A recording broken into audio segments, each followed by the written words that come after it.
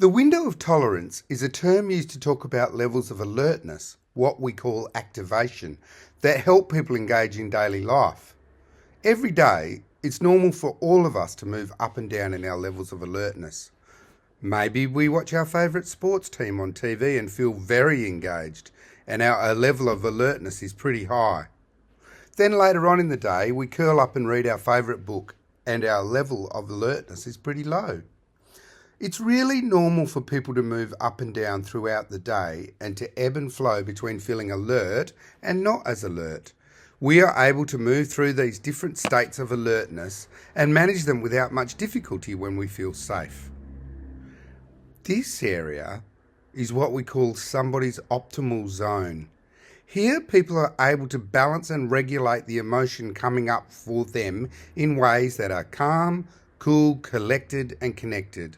They are able to encounter stressful or difficult situations and manage their emotion. But what happens outside of the window of tolerance? Outside of our optimal zone? This is something that we call dysregulation. Picture a window of tolerance with our optimal zone being in the middle.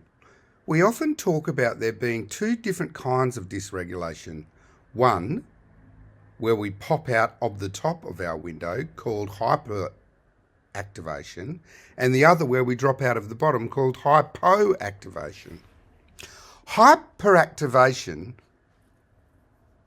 is characterised by things like anxiety, overwhelming emotions, and accelerated thoughts and feelings. Sensations in our body that would tell us that we're here, and things like increased heart rate, quickened breath, and maybe shaking or sweating. On the other end is hypoactivation. That's characterised by feelings of numbness or disconnect or a lack of energy. Things can feel unreal or far away if we've shut down.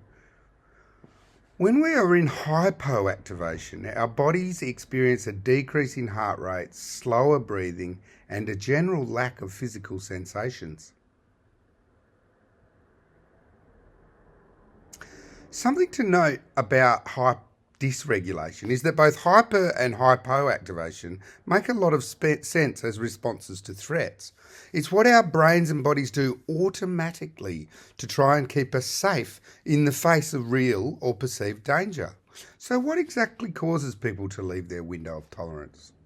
Well, we know that a lot of different things can contribute to the increase or decrease in someone's level of activation. Danger is a primary reason. For example, a loud noise may increase someone's level of activation and send them to the top of their window. Or being in a crowd may make it difficult for some people to stay completely present in the moment, and their alertness may dip into the lower parts of their window.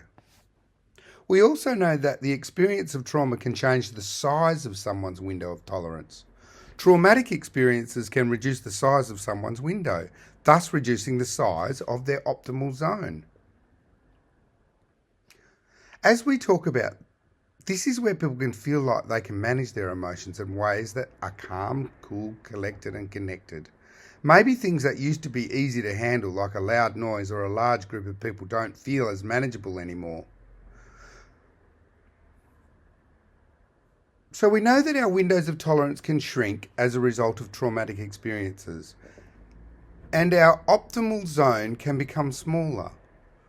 But there are ways that we can grow and widen our windows as well.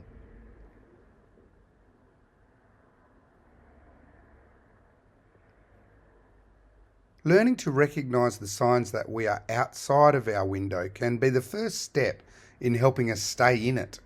Then practicing ways to intentionally manage our activation can bring us back into our windows when we find ourselves dysregulated. Most people benefit from guidance in the process, and you deserve that support. And now we know a little bit more about the window of tolerance. Contact us.